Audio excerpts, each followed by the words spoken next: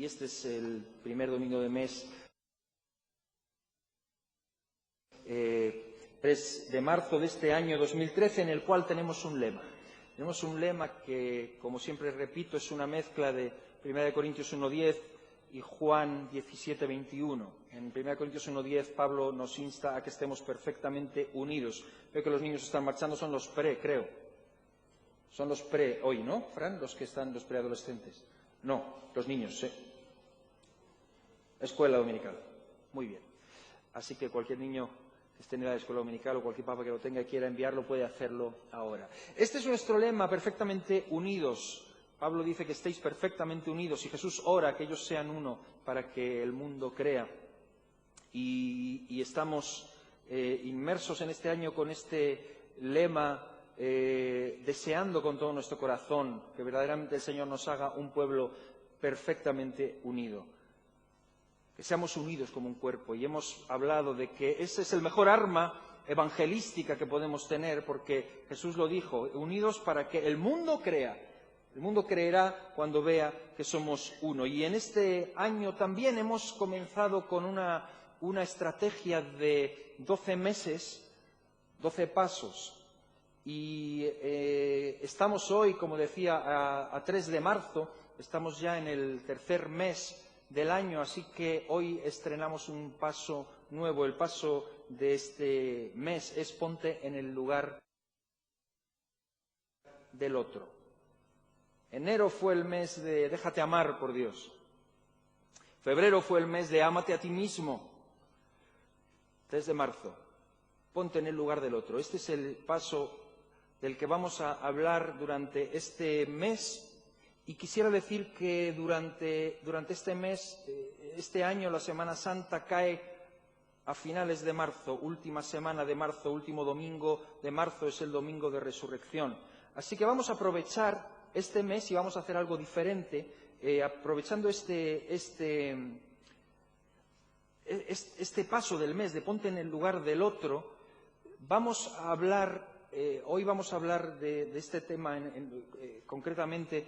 Y el domingo que viene también aprenderemos algo, pero después, hay 5 domingos en marzo, los 3 siguientes domingos vamos a enfocarnos mucho en la figura de alguien que es el ejemplo más grande de quien se puso en lugar de otro, que es Jesucristo. Él es el gran ejemplo, Él es el que se puso en nuestro lugar. Por lo tanto, vamos a aprender de Él y vamos a hablar de su pasión, vamos a hablar de su muerte. Vamos a hablar de lo que Él hizo por nosotros en la cruz. Así que hoy tenemos nuestra Santa Cena y el próximo domingo estaremos meditando en la palabra del Señor. Pero al siguiente y al otro y el último, que es el de Resurrección, vamos a hacer los 3 últimos domingos, los vamos a hacer evangelísticos, los 3. Así que si estás pensando en traer a alguien, cualquiera de ellos, puedes traerlo, porque vamos a hablar de Jesús, de lo que Él hizo por nosotros en la cruz. Vamos a hablar del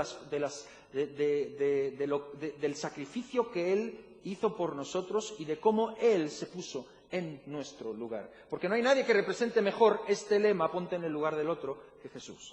Él se puso en mi lugar. Él se puso en tu lugar. Por eso estamos aquí. ¿Amén? Así que ese es nuestro lema y siempre estamos también tratando de dar alguna herramienta. Yo quisiera también hablar de una herramienta. Hay algunos que piensan que estas cosas son, para otros a lo mejor a mí no me va muy bien. Yo te digo, no lo pases por alto.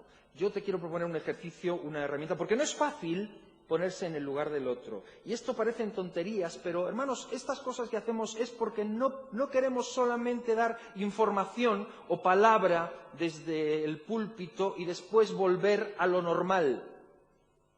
Lo normal es esto.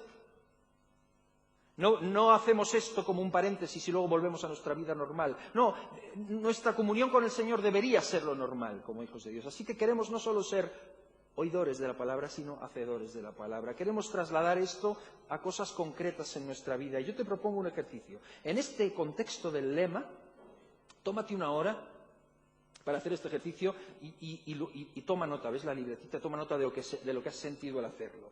Hazte la siguiente pregunta. Es una tontería, seguramente. Si tuvieras que vivir con alguien que fuera exactamente igual que tú, ¿solos? En un piso de 10 metros cuadrados. Si tuvieras que vivir con alguien que fuera exactamente igual que tú, ¿qué cambiarías de esa persona? Porque es una manera de verte a través de los ojos de otros. Piénsalo, nada más piénsalo. Vaya tontería, venga, predica, que esto ya...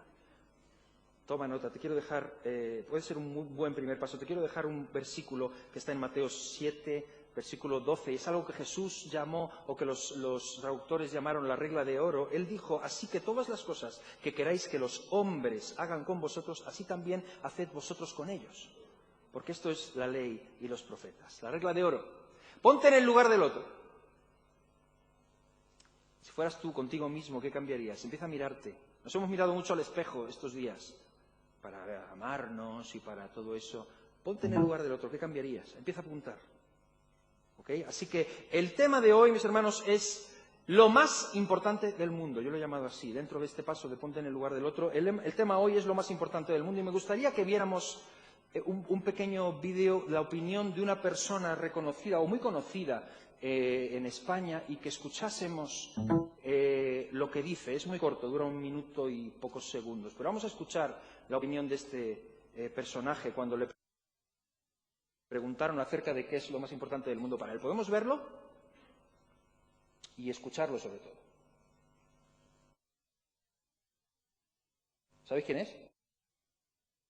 Puede hacer en esta vida lo más inteligente. Compartir la alegría con los demás. El que me dijo lo que era más importante fue un graffiti que vi en Nueva York en los años 60 en el metro, que decía, ¿Is there a life before death? ¿Hay vida antes de la muerte? Y yo pensé, oye, la mayoría de la gente está pensando que hay después de la muerte y este tío dio en la clave. O sea, lo importante es saber si hay vida antes de la muerte. Y para mucha gente que contribuya a que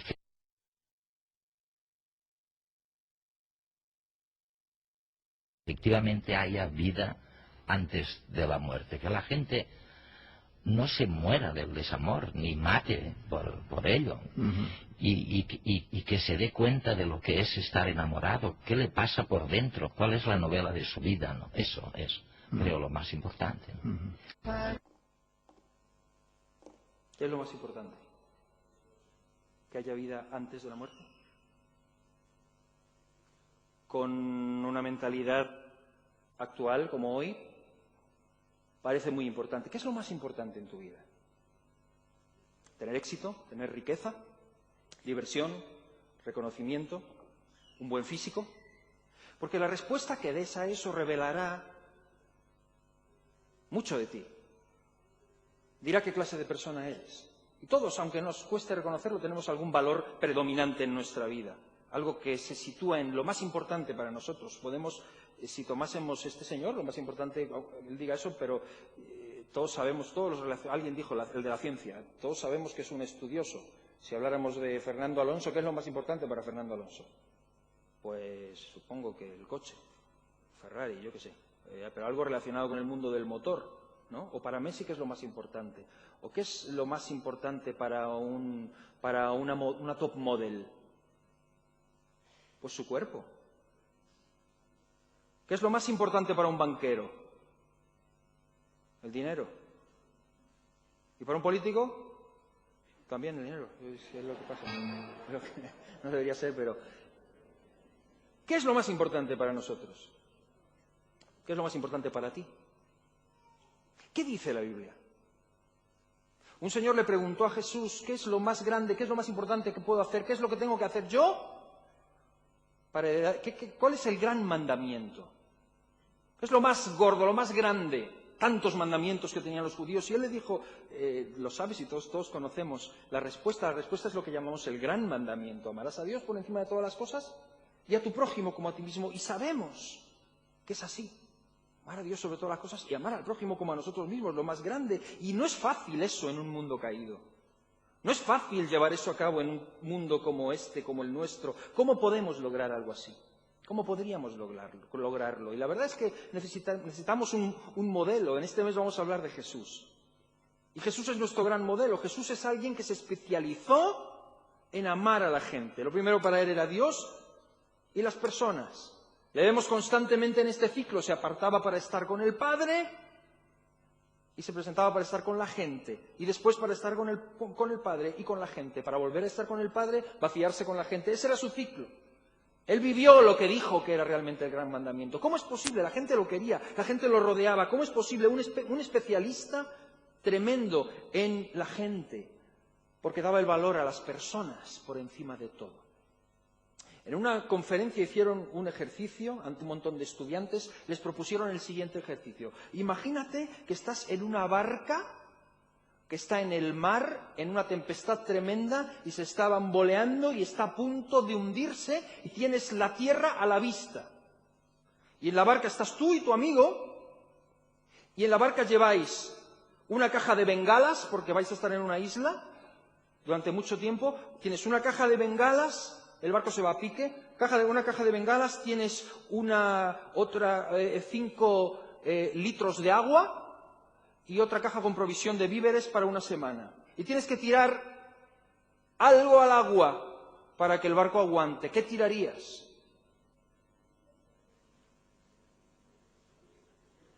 Claro, una de las respuestas fue al amigo. Claro.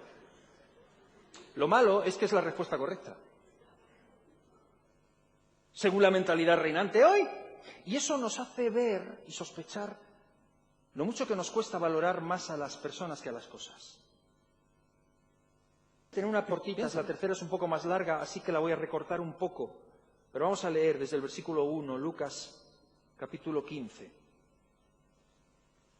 Se acercaban a Jesús todos los publicanos y pecadores para oírle. Y los fariseos y los escribas murmuraban, diciendo: este a los pecadores recibe y con ellos come. Entonces él les refirió esta parábola, diciendo, primera parábola: ¿qué hombre de vosotros, teniendo 100 ovejas, si pierde una de ellas, no deja las 99 en el desierto y va tras la que se perdió hasta encontrarla? Y cuando la encuentra, la pone sobre sus hombros gozoso. Y al llegar a casa reúne a sus amigos y vecinos, diciéndoles: gozaos conmigo, porque he encontrado a mi oveja que se había perdido. Os digo que así habrá más gozo en el cielo por un pecador que se arrepiente que por 99 justos que no necesitan de arrepentimiento. Segunda parábola. ¿O qué mujer que tiene 10 dracmas, si pierde una dracma? Este es un contexto de una mujer que está desposada, está esperando al esposo y tenía que juntar 10 dracmas, no se podía presentar en la boda sin las 10 dracmas. Si le faltaba una, era un engaño. Así que está esperando al novio a que llegue todo el desposorio, todo el cortejo, y se le pierde una y está en el aprieto de que llegan y tiene 9. Este es el contexto. ¿Qué mujer que tiene 10 dracmas, si pierde una, no enciende la lámpara y barre la casa y busca con diligencia hasta encontrarla? Y cuando la encuentra, reúne a sus amigas y vecinas diciendo: gozaos conmigo, porque he encontrado la dracma que se había perdido. Así os digo que hay gozo delante de los ángeles de Dios por un pecador que se arrepiente. Tercera parábola. También dijo: un hombre tenía 2 hijos. El menor de ellos dijo a su padre: Padre, dame la parte de los bienes que me corresponde. Y les repartió los bienes. No muchos días después, juntándolo todo, el hijo menor se fue lejos a una provincia apartada y allí desperdició sus bienes viviendo perdidamente. Y cuando todo lo hubo malgastado, vino una gran hambre en aquella provincia y comenzó a faltarle. Todos conocemos la historia. Pasamos al versículo 20. Y levantándose vino a su padre. Y cuando aún estaba lejos, lo vio su padre y fue movido a misericordia y corrió y se echó sobre su cuello y le besó. Y el hijo le dijo: Padre, he pecado contra el cielo y contra ti y ya no soy digno de ser llamado tu hijo. Pero el padre dijo a sus siervos: sacad el mejor vestido y vestidle, y poned un anillo en su mano y calzado en sus pies, y traed el becerro gordo y matadlo, y comamos y hagamos fiesta, porque este mi hijo muerto era y ha revivido, se había perdido y es hallado, y comenzaron a regocijarse. Amén. Hasta aquí la palabra del Señor. 3 parábolas. Jesús está molesto por la discusión que tenían los líderes religiosos sobre el tema de qué era verdaderamente lo más importante. Porque para ellos lo más importante era la santidad, o un concepto que tenían de santidad, y le acusaban a Jesús de que estaba demasiado con amistades cuestionables y con gente de reputación dudosa. Así que Jesús se quiso asegurar muy bien de que todos entendieran perfectamente qué es lo más importante para Dios. Y lo hace a través de estas 3 parábolas. Y en estas 3 parábolas aprendemos 3 lecciones muy importantes, que las resumo rápido. 3 lecciones en estas parábolas porque coinciden, aunque cada una tiene su contexto. La primera de ellas es que no hay ninguna persona que no sea importante para Dios. Por más perdidos que estén, por más perdida que esté una persona, por más equivocada que esté una persona, por más equivocada que esté la gente, merece el interés de Dios. Todas las personas son igual de importantes. Las 3 parábolas nos revelan esto. Segunda lección, es que al contrario que la mayoría de nosotros, Dios valora al individuo igual que al grupo. Nosotros pensamos a veces que, bueno, el grupo es más importante que el individuo. Dios valora al individuo. De tal manera amó Dios al mundo, que dio a su Hijo unigénito para que todo aquel que cree en Él. Dios es un Dios universal, pero es un Dios personal y valora al individuo. Lo vemos en las parábolas. No se conforma con tener 10 o con tener 9. Pone la casa patas arriba por encontrar una. No se conforma con tener 99. Va por una que se ha perdido. Y tercero, cuando algo perdido se encuentra es causa de gran alegría para Dios. En las 3 parábolas vemos este final. Cuando es encontrado, se reúne con sus amigos y les dice, fiesta, fiesta, porque este único estaba perdido y ha sido hallado. Estaba muerto, ha revivido. Se había extraviado y ha sido encontrado. Esto choca de frente con nuestra idea de lo importante en la vida. Tenemos otro concepto de lo que es importante en la vida. Para nosotros son otras cosas las prioridades. Y me gustaría analizar un poquito los problemas que tenemos con esto. Estamos hablando de perfectamente unidos para que el mundo crea. ¿Cuáles son los problemas que tenemos con esto y por qué? Porque los tenemos.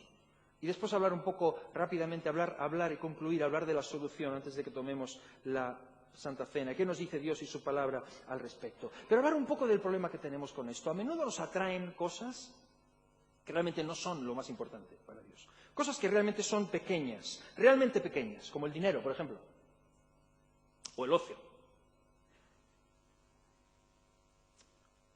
Las posesiones, las tareas, el descanso, las vacaciones, el trabajo, cosas que realmente nos atraen mucho, mucho más que las personas en sí.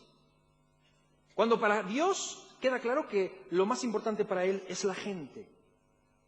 Y si somos sinceros, este tipo de cosas ocupan un lugar en nuestra vida tremendamente importante. Tienen un peso tremendo para nosotros y aunque lo sabemos, nos cuesta trabajo evitar que estas cosas se interpongan entre lo que es verdaderamente importante para Dios y lo que para nosotros es importante. Te invito a que te hagas 5 preguntas muy rápido, porque estas preguntas, si respóndelas rápido, trata de responderlas. Primero, ¿qué es lo primero que piensas al levantarte tú? Pero piénsalo, o sea, cuando te levantas, ¿qué es lo primero que viene a tu mente? Lo que tienes que hacer hoy, por ejemplo. Piensa, ¿qué es lo primero que viene a tu mente cuando te levantas? 2, ¿en qué gastas más tu tiempo en la semana? No me digas en trabajar, que todos tenemos unas horas y tal y cual, ya lo sabemos. No, pero lo que es tu tiempo, de verdad que tú dispones de él, ¿a qué lo dedicas al máximo en la semana? ¿A qué dedicas tu tiempo? 3, ¿en qué gastas más tu dinero? Tuyo, ¿qué es lo que más gastas tú? ¿En qué tipo de cosas gastas más? Pues dice mucho de cuáles son las prioridades. ¿De qué es de lo que más sueles hablar a lo largo de la semana? ¿Cuál es el tema de conversación más usual tuyo? ¿Qué es lo último que piensas antes de irte a dormir? Son cosas preguntas inofensivas, pero que revelan mucho de cuáles son las cosas importantes para nosotros. ¿Cuáles son las que ocupan el centro de nuestra vida y a las que les damos prioridad? Yo he descubierto que hay dos cosas insignificantes que suelen comer el espacio a las más importantes. Las voy a decir un momentito. Una de ellas es el dinero. Y esto yo lo he visto, lo he descubierto, y si somos honestos lo tenemos que reconocer. El dinero es una de las cosas que más prioridad ocupa en nuestras vidas. Y cuando leemos la Biblia, Jesús dijo en una ocasión, no os afanéis. ¿No dijo eso? Dijo algo como que ninguno puede servir a Dios, a dos señores, porque o amará al uno y aborrecerá al otro, o estimará al uno y menospreciará al otro. Dijo, entonces no os afanéis por vuestra vida, qué habéis de comer o qué habéis de beber, ni por vuestro cuerpo qué habéis de vestir. ¿No es la vida mucho más importante que el alimento y el cuerpo mucho más importante que el vestido? Mirad las aves del cielo, que no siembran, ni siegan, ni recogen en graneros, y vuestro Padre Celestial las alimenta. ¿No valéis vosotros mucho más que ellas? ¿O quién de vosotros, por mucho que se afane, podrá añadir a su estatura un codo? Y por el vestido, ¿por qué os afanáis? Considerad los lirios, que no trabajan, no hilan. Y dice Jesús, os digo que ni aun Salomón, con toda su gloria, se vistió como uno de ellos. Y si vuestro Padre viste así a la hierba, que hoy es y que mañana se echa en el horno, ¿no hará mucho más a vosotros, hombres de poca fe? Fíjate lo que Jesús está diciendo. Por tanto, no os afanéis por la comida, por vuestro cuerpo, por el vestido, porque los gentiles buscan todas estas cosas, pero vuestro Padre Celestial sabe que tenéis necesidad de todas estas cosas, y dice el famoso versículo, mas buscad primeramente el reino de Dios y su justicia, y todas las demás cosas os serán añadidas. Así que no os afanéis por el día de mañana, que basta cada día su propio afán, ya mañana traerá su propio mal. O sea, Jesús deja bien claro que el dinero es un asunto secundario. ¿Es secundario para nosotros o es primario? Jesús deja claro que es secundario, sin embargo, es una de las cosas que para nosotros es un tema mayor. Él dice que es un tema menor. Otra de las cosas que yo he visto son las actividades. Los quehaceres, tantas cosas que tenemos que hacer. Hoy en día ocupan un lugar primordial en nuestra vida y se interponen entre lo verdaderamente importante. Tantas cosas que tenemos que hacer. Jesús en su ministerio demostró en muchas ocasiones que las actividades no eran para él más importantes que la gente. Jesús tenía algo que hacer, iba a la casa de Jairo y se cruza una mujer que tiene un problema y toca su manto. Y Jesús tiene tiempo para detenerse, para parar toda la multitud, jamás algo que él estaba haciendo se interpone entre lo más importante. Le traen niños y los discípulos que tienen otra mentalidad dicen, no, es que tiene mucho que hacer. Y él dice, no, dejad a los niños que vengan a mí, porque para él la gente, las personas eran más importantes. Tuvo tiempo para dar de comer a 5.000 personas cuando los discípulos decían, despídelos porque esto es un marrón, esto es un engorro, ¿qué hacemos aquí con ellos? Pero para él eran importantes. Jesús recorrió un camino y se desvió del camino al que iba para encontrar a una mujer samaritana, porque para él era importante la gente. Las personas eran importantes para él. ¿Por qué nos cuesta tanto? O sea, ¿por qué? Si lo sabemos, ¿por qué nos cuesta tanto que las cosas importantes para Dios sean verdaderamente las más importantes para nosotros? Decía que quería analizar un poco por qué nos ocurre esto y después ver la respuesta que el Señor nos da. Analizándolo yo he visto dos grandes problemas. Y hablamos ahora de la Iglesia. Los 3 últimos cultos de marzo los enfocaremos evangelísticos, pero aquí hoy vamos a tomar la Santa Cena y estamos hablando de la Iglesia. Acuérdate de que nuestro lema es perfectamente unidos para que el mundo crea. Y estamos hablando de que lo más importante es la gente, las personas que están a nuestro alrededor. Dos grandes problemas que se manifiestan en la Iglesia. El primero de ellos es el problema del individualismo. El problema del individualismo es algo que se manifiesta no solo en la sociedad, sino que en la Iglesia también se manifiesta. Ocurre muchas veces que en la misma Iglesia estamos adorando al mismo Dios, pero entre nosotros no pasamos del ¿qué tal estás? ¿Qué tal? Bien. Apenas hay contacto en muchas ocasiones. Hay una superficialidad en las relaciones. No es fácil compartir problemas o sentimientos con todo el mundo. Y nos cuesta. O simplemente hay gente que dice, bueno, es que me aburre con la gente, yo prefiero evitarlos, prefiero no hablar porque no soy yo de mucho hablar, no congenio. El individualismo se manifiesta muchas veces en una falta de voluntad, a veces de apoyarnos los unos a los otros en momentos o en tiempos difíciles. Hay gente que lo está pasando mal. ¿Nos planteamos como algo importante apoyar a las personas que están pasándolo mal en tiempos difíciles o somos ese tipo de gente que preferimos no acercarnos demasiado? Se manifiesta en la importancia que tienen a veces los desacuerdos en cosas secundarias, pero es que él no es de la misma ideología política que yo, y entonces no puede haber... Escúchame, hay cosas primarias y hay cosas secundarias. Primario es que Cristo nos hizo uno en él. Esto de la identidad que tanto hemos estado hablando, este fin de semana estaba en Valencia, en un congreso de las Asambleas de Dios, y un pastor predicaba y hablaba acerca de la identidad, curioso. Hablaba también de la identidad, y él decía esto de la identidad aquí en España nos lleva a la separación, nos lleva a pensar que identidad es separarme, identificarme con los que son iguales que yo en el terruño y hacer que tengamos diferencias tremendas los unos de los otros, cuando en la Iglesia de Jesucristo no hay ni judío, ni griego, ni gentil, ni varón, ni mujer, sino que todos hemos sido hechos uno en Jesucristo. El Evangelio nos hace uno. Sin embargo, muchas veces este tipo de cosas, desacuerdos, nos pone en ese punto de individualismo.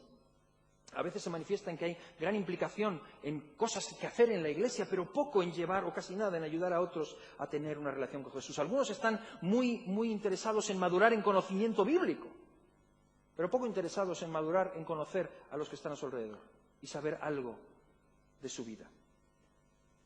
Tengo aquí una lista de resultados que se obtuvieron en una encuesta que se realizó entre iglesias en las que se medía aquellas que tenían una bonita comunión, aquellas que tenían una escasa comunión entre unos y otros, y lo contrario del lema de este año. Y salían frases como esta: la gran mayoría de los miembros conocen a muy poca gente de la membresía de la Iglesia. La asistencia a los cultos es esporádica. Algunos planifican cuántos días del mes van a asistir y cuántos no. Poco apoyo a las reuniones evangelísticas. Falta de interés en los grupos de hogar. Falta de interés en hospedar a otros. Los que vienen al culto son un grupo de fieles anónimos. No son gente que llevan las cargas los unos de los otros. Tienen poco interés en relacionarse significativamente con otros que no sean de su grupo. Vienen al templo únicamente a adorar a Dios por el beneficio que les proporciona a nivel personal. Llenas de gente solitaria, herida y desilusionada. Yo no deseo una iglesia así. La iglesia de Jesucristo debe ser otra cosa. No un lugar lleno de gente herida, desilusionada o con una actitud individualista, con poco o nada de compañerismo bíblico, sino todo lo contrario. En eso estamos trabajando y queremos trabajar este año. ¿Por qué nos pasa esto? ¿Por qué se ha instalado muchas veces ese individualismo en nosotros o incluso en las iglesias? Bueno, obviamente por el entorno que vivimos. Vivimos en una sociedad muy individualista, una sociedad que se distingue por actitudes egocéntricas, por comportamientos autocomplacientes. Poca gente tiene interés en las necesidades de otros. Pocos se interesan en lo que otro necesita. Es un tiempo en el que se incrementa el mal, los robos, el abuso de drogas o de alcohol o de la violencia.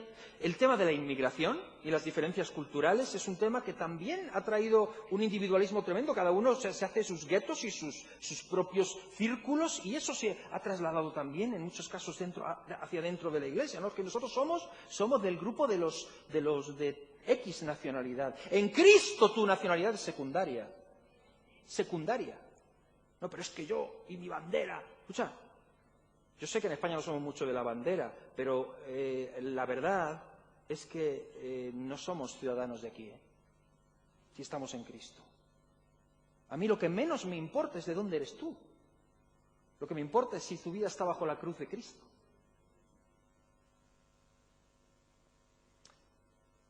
La aparición de filosofías y religiones que se orientan hacia la preocupación por uno mismo, el autoconocimiento, autorreflexión, el autoanálisis.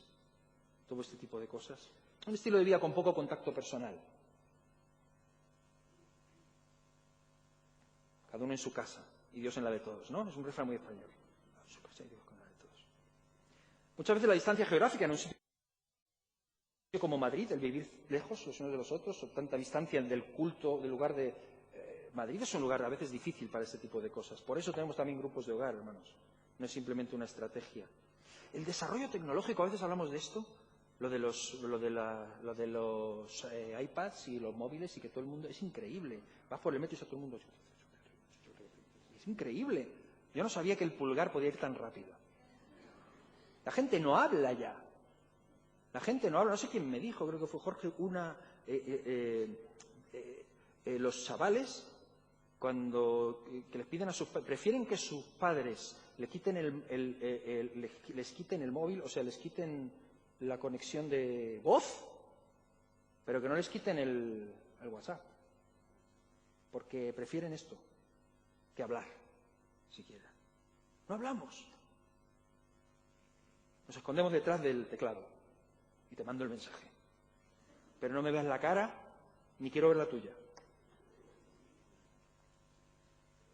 También un esquema tradicional religioso a veces de poca franqueza espiritual.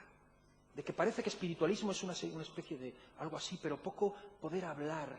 Cuando la Biblia dice sed llenos del Espíritu Santo, hablando entre vosotros. O conceptos falsos sobre el amor. Esa idea de que el amor siempre es tierno. Entonces, un hermano que te viene a decir algo que no está bien, es que este hermano no congeniamos. No, escucha, es que el amor no siempre es tierno. Es que el amor a veces te dice las cosas precisamente porque te ama.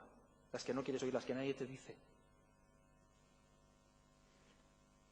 El hecho de no tomar en cuenta la enseñanza bíblica sobre la comunión, el abandono de los altares de Dios, son cosas, el individualismo es un problema y además hoy en día se disfraza bajo una cosa muy moderna que se dice hoy que se llama la tolerancia, postolerancia.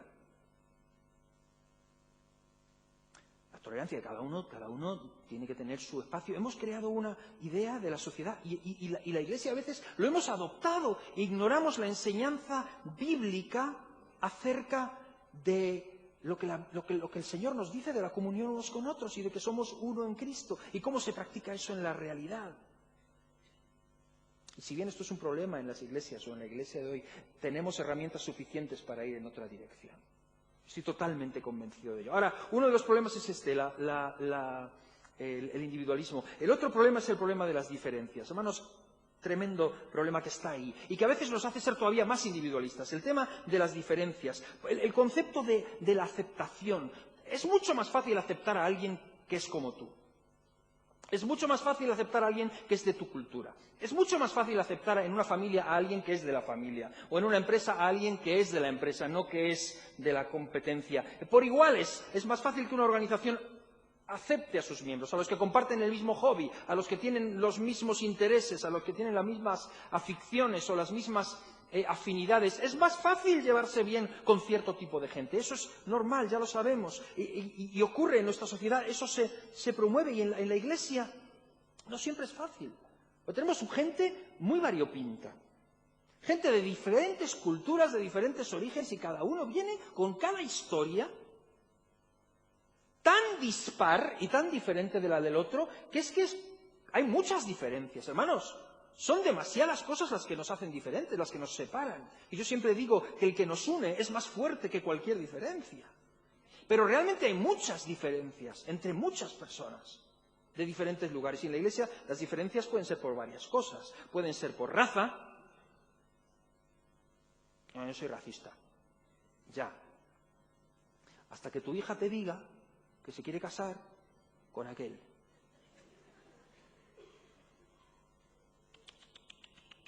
No es para ti. Si es que no es por racismo, pero es que tienes que entender, puede ser por raza, puede ser por nacionalidad, puede ser por ideología política, por estatus social. No, la Iglesia no. ¿No? ¿De verdad? Por estilo de vida, por intereses personales. Por madurez espiritual, no es que sea muy maduro, es que sea muy espiritual. Las diferencias dentro de la Iglesia que nos separan, todas estas diferencias pueden romper la comunión. Es un hecho. El prejuicio o la intolerancia en cualquier área puede destruir la comunión. Los grupitos que hacemos por afinidad pueden destruir la comunión en la Iglesia. Piensa en eso. Y con todo esto se puede ser uno y disfrutar del compañerismo bíblico dentro de la Iglesia. A eso nos llama el Señor. Y no creo jamás que Dios nos llame a algo que sea imposible. Yo no lo creo. ¿Alguien lo cree aquí? Yo no lo creo. Yo creo que Dios nos llama a cosas que son posibles y que nos ha dado herramientas suficientes como para que vayamos en esa dirección. La cuestión es si deseamos hacerlo o no deseamos hacerlo. Yo quiero cumplir la gran comisión y el gran mandamiento. Y parte de ello es amarás a tu prójimo como a ti mismo. Perfectamente unidos para que el mundo crea. Amén.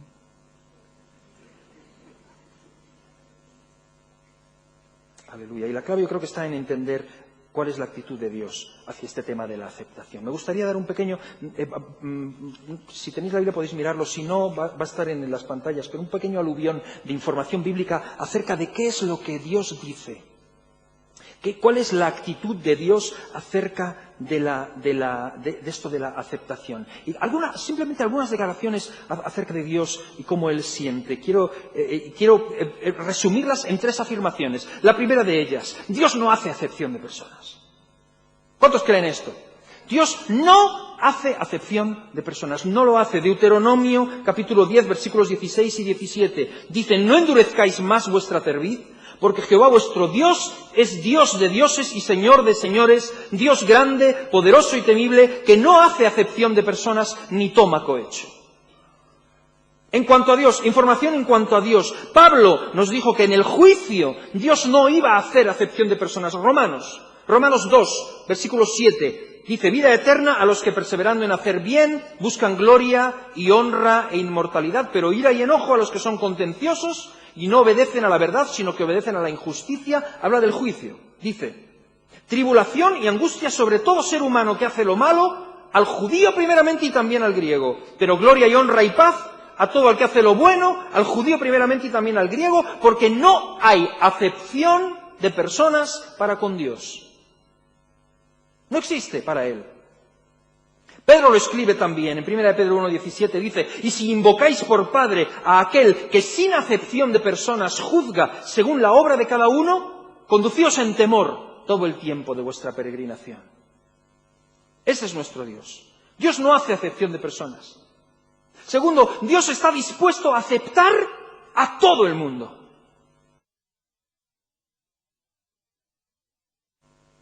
No solo no hace acepción, sino que está dispuesto a aceptar a todos. Hechos, en el capítulo 10, Pedro se encuentra con Cornelio.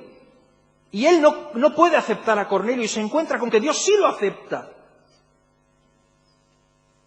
En el versículo 34, entonces Pedro abriendo la boca dijo, en verdad comprendo que Dios no hace acepción de personas, sino que en toda nación se agrada del que le teme y hace justicia. O sea que Pedro creía que solo para los judíos y de pronto descubre que Jesús que él había conocido, no hacía acepción. Quizá pensaba como Jesús solo se había dedicado a los judíos, que a lo mejor aquello no, pero de pronto, en verdad veo ahora que esto es para todos. Discusión, Pedro se levantó y les dijo, varones hermanos, vosotros sabéis cómo hace algún tiempo que Dios escogió que los gentiles oyesen por mi boca la palabra del Evangelio y creyesen. Y Dios, que conoce los corazones, les dio testimonio, dándoles el Espíritu Santo lo mismo que a nosotros. Y ninguna diferencia hizo entre nosotros y ellos, purificando por la fe sus corazones. El propio Pedro escribe una frase tremenda, después, más adelante, en 2 de Pedro 3,9, dice, el Señor no retarda su promesa, según algunos la tienen por tardanza, sino que es paciente para con nosotros, no queriendo que ninguno perezca, sino que todos procedan al arrepentimiento. Así que Dios no hace acepción de personas. Dios acepta a todos. Pero en tercer lugar, es que Dios desea, Dios quiere que tú y yo, que nosotros como su pueblo, seamos exactamente igual en carácter en este aspecto. Dios desea que nosotros seamos personas, que nos aceptemos los unos a los otros, igual que Él nos ha aceptado a nosotros. Romanos 15, versículo 7 dice, por tanto, recibíos los unos a los otros, como también Cristo nos recibió para gloria de Dios. Al venir Jesucristo, nuestras diferencias pierden significado. En Gálatas, en el capítulo 3, 27 y 28, dice, porque todos los que habéis sido bautizados en Cristo, de Cristo estáis revestidos. Ya no hay judío ni griego, no hay esclavo ni libre, no hay varón ni mujer, porque todos vosotros sois uno en Cristo Jesús. Y hermanos, solamente cuando entendemos la naturaleza de Dios en cuanto a esto de la aceptación y cómo Él actúa y cómo Él desea que actuemos, podemos entonces dar el paso de comenzar nosotros a actuar de la misma manera. Si entendemos esto, si lo aprendemos y si decidimos ponerlo por obra, podemos ser un pueblo perfectamente unido. Pero hay algo que hacer por nuestra parte, en cada uno de nosotros. Estoy hablando a españoles, estoy hablando a colombianos, estoy hablando a bolivianos, estoy hablando a ecuatorianos y estoy hablando a todas las nacionalidades. No sigo porque alguna me dejaré fuera, pero a todas, no importa. Estoy hablando a todo tipo de razas, estoy hablando a todo tipo de géneros. Estoy hablando a todos, porque el Señor habla a todos. Nos habla a todos, a cada uno de nosotros. Por lo tanto, hermanos, ¿cómo podemos alcanzar este nivel? ¿Cómo podemos alcanzar el nivel de comunión que Dios quiere en su familia? Y termino. ¿Cómo podemos alcanzar este nivel que el Señor quiere en su familia, en la Iglesia? Muy bien, vamos a verlo también a través de la Biblia. Voy a decir, de todo lo que hemos estado estudiando, voy a decir 3 cosas. ¿Cómo alcanzar este nivel? Primero, entramos nosotros en juego. Ahora hemos estado hablando de lo que Dios hace. Escucha, ¿qué pide Dios de nosotros? ¿Cómo alcanzar ese nivel? Punto número 1, no mostrar parcialidad. Niégate a mostrar parcialidad. Niégate. No participes más de ninguna muestra de parcialidad con nadie.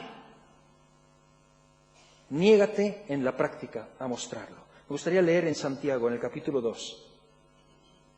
Fijaos, son 9 versículos, pero quiero leerlos. Fijaos lo que dice el apóstol Santiago. Hermanos míos, esto ya es para nosotros. Que vuestra fe en nuestro glorioso Señor Jesucristo sea sin acepción de personas. Porque si en vuestra congregación entra un hombre con anillo de oro y con ropa espléndida, y también entra un pobre vestido andrajoso, y miráis con agrado al que trae la ropa espléndida y le decís, siéntate tú aquí en buen lugar, y decís al pobre, estate tú allí en pie, o siéntate aquí bajo mi estrado. ¿No hacéis distinciones entre vosotros mismos y venís a ser jueces con malos pensamientos? Hermanos míos amados, oíd, ¿no ha elegido Dios a los pobres de este mundo para que sean ricos en fe y herederos del reino que ha prometido a los que le aman? Pero vosotros habéis afrentado al pobre. ¿No os oprimen los ricos? ¿Y no son ellos mismos los que os arrastran a los tribunales? ¿No blasfeman ellos el buen nombre que fue invocado sobre vosotros? Si en verdad cumplís la ley real conforme a la Escritura, amarás a tu prójimo como a ti mismo, bien hacéis. Pero si hacéis acepción de personas, cometéis pecado y quedáis convictos por la ley como transgresores. Por lo tanto, son normales las afinidades, pero hay una responsabilidad de cada uno de nosotros. Hay una responsabilidad de algo que Dios espera de cada uno de nosotros, mucho más sabiendo de las inseguridades de identidad y de los problemas que hemos estado hablando, que cada uno trae, que cada uno acarrea. Hay una responsabilidad, algo a lo que Dios nos llama. Y teniendo prejuicio y favoritismo de unos hacia otros, estamos mostrando parcialidad.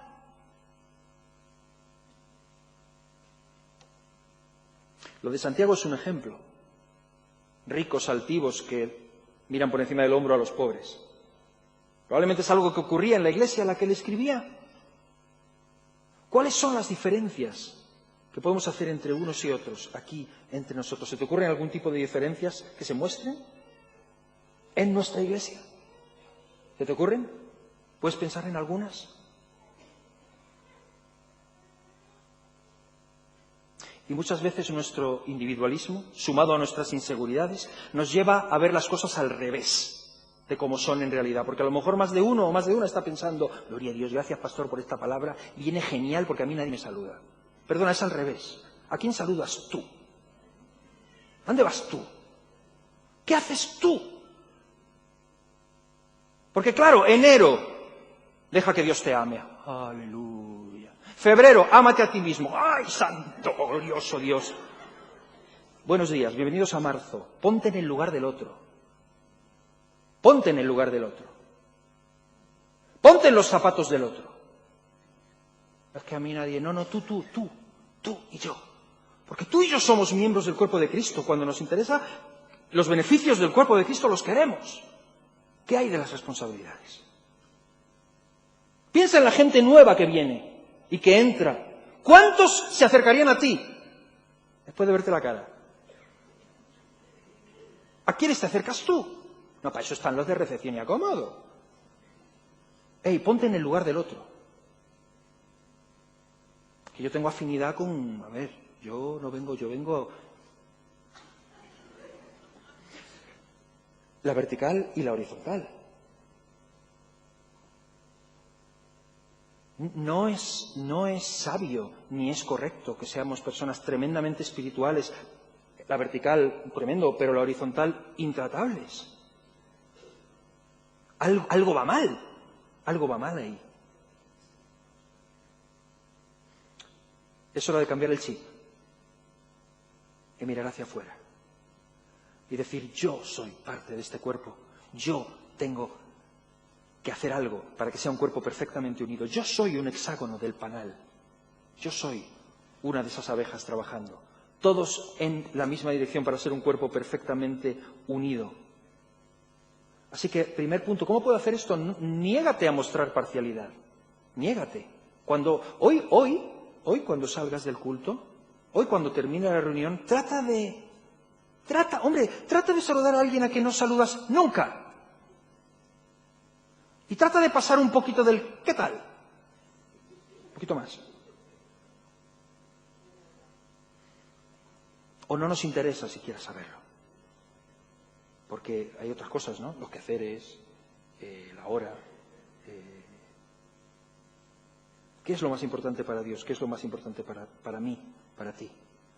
Entonces, ¿cómo podemos alcanzarlo? 1, no mostrar parcialidad. 2, entender que el nuevo nacimiento nos iguala a todos. Hay gente que no ha desarrollado la madurez que tú tienes, ya lo sé. Pero no por eso puedes no hablar con ellos. Es que no edifica. Pues edifícale tú, enséñale lo que es una conversación edificante. Ámalo. ¿O ignoráis, Romanos 4:2, o ignoráis que es la bondad de Dios la que os lleva al arrepentimiento? Como decía Santa Teresa, o San Juan, yo no sé, creo que es un poema, el anónimo este, ¿no? El soneto este que dice, no me mueve mi Dios. No es el infierno tan temido.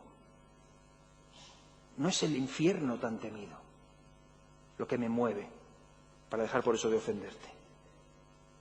Muéveme tu amor, y en tal manera que aunque no hubiera un infierno, aunque no hubiera cielo yo te amara y aunque no hubiera infierno te temiera.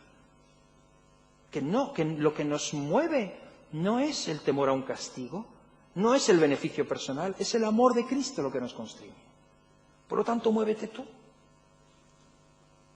Entender que el nuevo nacimiento nos iguala, que todos llegaremos a ser iguales a Cristo a pesar de nuestras diferencias. En Colosenses 3, 9 y 10 dice, no os mintáis los unos a los otros, habiéndoos despojado del viejo hombre con sus hechos y revestido del nuevo, el cual conforme a la imagen del que lo creó se va renovando hasta el conocimiento pleno. Voy a tomar algunos versículos de Colosenses 3. Los que tengan la Biblia de Colosenses 3 vamos a leer. Por ejemplo, Colosenses 3:11, donde no hay griego ni judío, circuncisión ni incircuncisión, bárbaro ni escita, siervo ni libre, sino que Cristo es el todo y en todos. 12. Vestíos pues como escogidos de Dios, santos y amados de entrañable misericordia, de benignidad, de humildad, de mansedumbre, de paciencia, soportándoos unos a otros y perdonándoos. Del verbo perdonar. Yo perdono, tú perdonas, él perdona. Nosotros perdonamos, vosotros perdonáis, ellos perdonan. También lo hay en femenino, ellas perdonan. Yo perdono, tú perdonas, él perdona, ella perdona. Nosotros perdonamos, nosotras perdonamos, vosotros perdonáis, vosotras perdonáis, ellos perdonan, ellas también perdonan.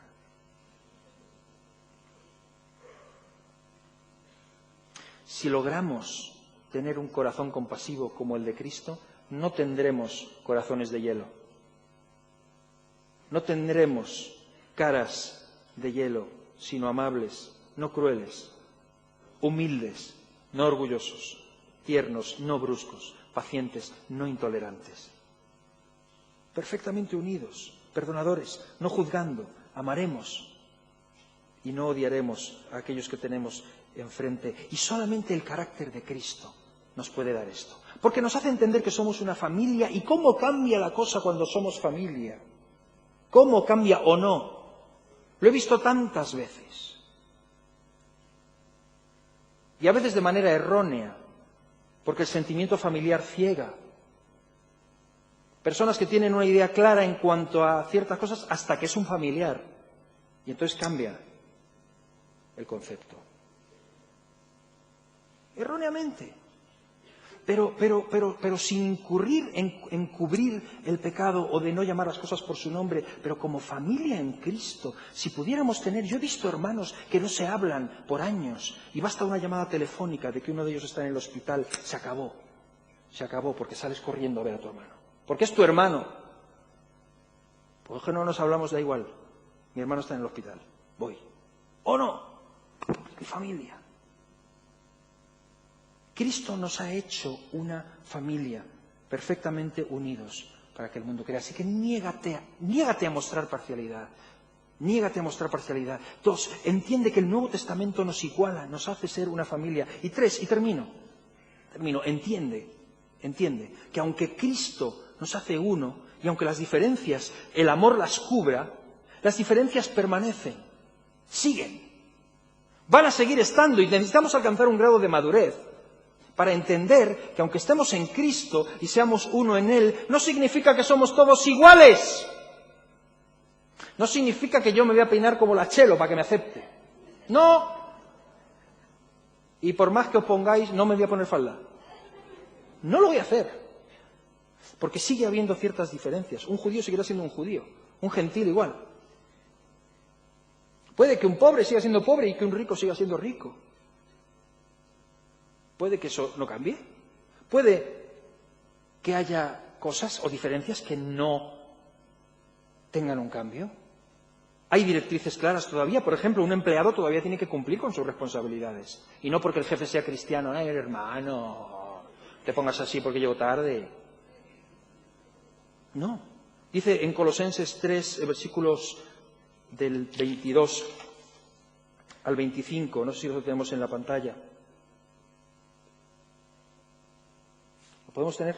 Siervos, obedeced en todo a vuestros amos terrenales, no sirviendo al ojo, como los que quieren agradar a los hombres, sino con corazón sincero, temiendo a Dios. Versículo 23. Y todo lo que hagáis, hacedlo de corazón como para el Señor y no para los hombres, sabiendo que del Señor recibiréis la recompensa de la herencia, porque a Cristo el Señor servís. Mas el que hace injusticia recibirá la injusticia que hiciere, porque no hay acepción de personas. O sea que sí, somos uno en Cristo, pero sigue habiendo diferencias. Y tienes que guardar tu lugar. Y yo el mío. Hay diferencias aún así, aunque seamos parte del cuerpo de Cristo. Hay diferencias de género que deben ser respetadas. Mira Colosenses, capítulo 3, versículo 18, lo que dice: casadas estad sujetas a vuestros maridos como conviene en el Señor. Ya, pero no dice que somos todos iguales. Sí, somos iguales en Cristo y ante los ojos de Dios, pero diferentes en funciones. Un hombre no será nunca una mujer. Una mujer no será nunca un hombre. Del mismo modo que un león no es una leona. Punto. ¿Hay que explicarlo? Mucho de la verborrea esta y del bla bla bla de la igualdad nace del mal uso que se ha hecho y del abuso que ha habido por causa del pecado. Abuso y violencia de género, abuso de género. Pero el ser humano no es un animal, el ser humano está hecho a la imagen de Dios. Y sigue habiendo diferencias, tanto en la familia como en el ministerio. Un señor es un señor y una señora es una señora. Un chico es un chico y una chica es una chica. Y es así, Dios lo ha hecho así. Las diferencias van a seguir. o lo que tiene que ver con estructura o jerarquía de la Iglesia. La palabra nos enseña claramente que hay autoridades en la Iglesia, que hay ministerios, que hay pastores, que hay ancianos, que hay diáconos, que aunque seamos uno en Cristo, hay lugares. Entonces, no vamos a ser parciales en nuestras relaciones. Vamos a negarnos a ser parciales en nuestras relaciones. Vamos a entender que el nuevo nacimiento nos iguala a todos, pero vamos a entender que hay diferencias que van a permanecer ahí. Yo soy español. Y puedo imitar algún que otro acento, pero eso no me hace ser de otro sitio. Y tengo cosas que tienen que ver con mi nacionalidad. Y tengo esta pinta de híbrido porque mi madre es alemana y mi padre es español, y mira yo cómo salí. Entonces, hay diferencia, hay cosas que van a ser así. Y luego hay uno que canta ópera, el otro, he estado en Valencia, no sé cuántos conocen al tenor Carlos Seixas. ¿Lo conocen alguien? Carlos Seixas, ¿no? Un puertorriqueño que canta ópera, madre mía. Y entonces fui invitado a la conferencia pentecostal de Asambleas de Dios, el 50 aniversario, y me invitan para cantar y me ponen delante a este. Y canta el O Sole Mio en cristiano. ¡Qué bella historia! Así. ¡Oh, cuánto le amo! Y luego dicen, y ahora con ustedes, Marcos Vidal. Y luego no encontraban el micro.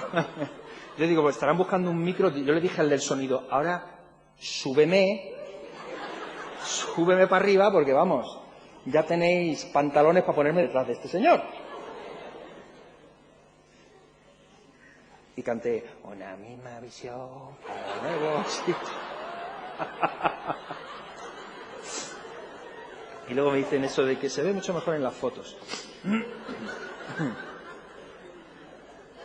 Luego me dice un pastor, lo que me gusta de usted, hermano, hoy me ha gustado porque he visto que a cantar detrás de este hermano es usted muy humilde. Gracias, hermano. Gracias, estoy muy orgulloso de mi humildad.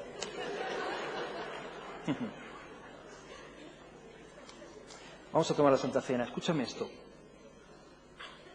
¿Qué hombre de vosotros? Fíjate Jesús lo que pregunta. ¿Cómo se le ocurre preguntar eso? ¿Qué hombre de vosotros, si tiene 100 ovejas y se le pierde una, no deja las 99 y se va por los montes a buscar una? Y más de uno diría, pues eras tú, porque yo... ¿Qué hombre? Fíjate, Jesús presupone de nosotros que somos esa clase de hombres. ¿Qué clase de hombre eres tú? ¿Qué clase de persona eres tú? ¿Eres capaz de dejar a las 99 e irte a por una? Somos 99. Y si se nos van 10, pues decimos que el Señor está haciendo una criba. Y nos quedamos tan panchos. ¿Qué hombre de vosotros, si tiene 100 ovejas y pierde una, no duerme y se va a buscarla? Yo sé qué hombre es ese. El que vino a buscarme a mí me buscó, a ti te buscó, vino por ti, vino por mí, vino por cada uno de nosotros. Cuando tomamos el pan y el vino, le recordamos a Él, al que nos dio el mayor ejemplo de lo que es dejarlo todo para ir a por uno.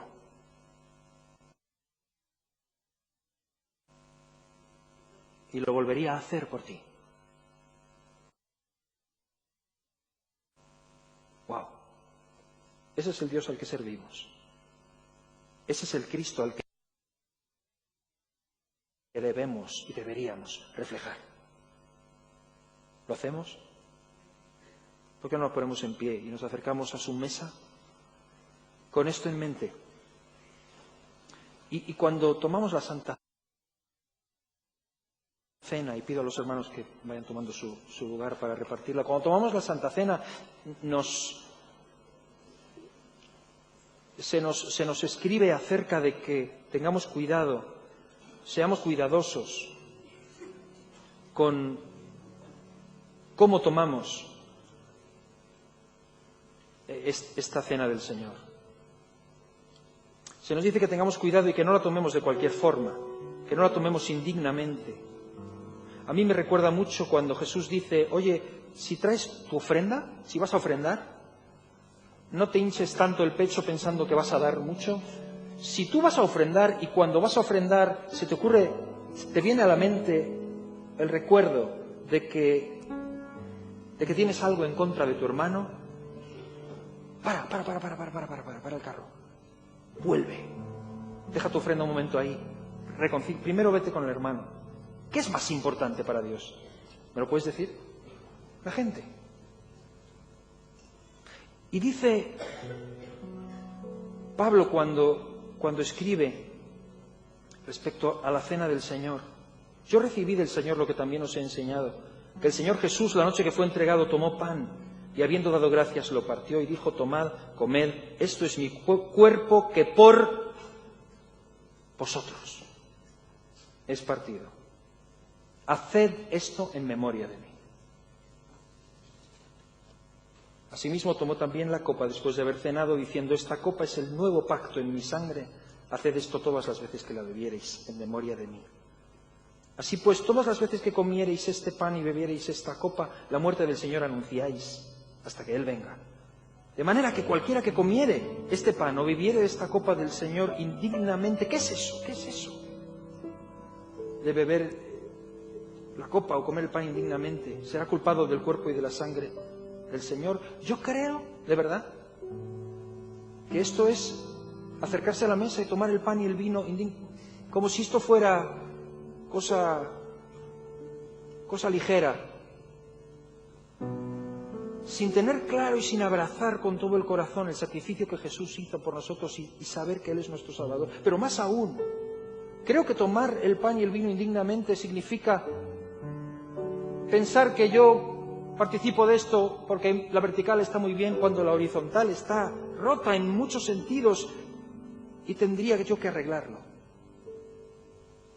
No es digno eso, porque el sacrificio de Cristo no solo nos reconcilió con Él, nos reconcilió a los unos con nosotros, derribó paredes intermedias de separación. Por tanto, pruébese cada uno a sí mismo y coma así del pan y beba de la copa. Yo siempre indico, nunca nos autoriza el Evangelio a probar al otro. No pruebes al otro, pruébate tú a ti mismo y come así del pan y bebe de la copa. Por lo tanto, antes de participar, tómate unos minutos mientras oramos y mientras cantamos, por si tienes que si hay algo que tú tengas contra alguien o que alguien tenga contra ti, rómpelo en el nombre de Jesús. Rómpelo en el nombre de Jesús. Es que me van a ver, ¿qué más da? Se supone que vamos a estar orando todos. Y si no, de todos modos a Cristo lo vieron semidesnudo en la cruz por ti.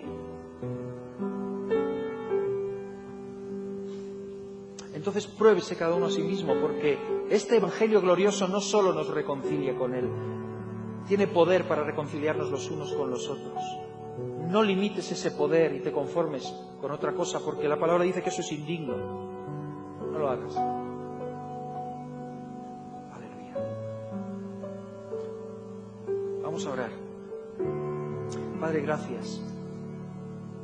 Gracias por tu palabra, por el pan y por el vino, Señor. En esta noche lo tomamos en memoria de ti, Señor, y más aún queremos tomarlo dignamente, Señor, y nos exponemos a tu palabra y te pedimos, Señor, que nos ayudes, que abras nuestros ojos y nos hagas ver todo aquello que tiene que ser liberado, roto o arreglado en la horizontal, porque queremos ser un solo cuerpo, perfectamente unido. En el nombre de Jesús.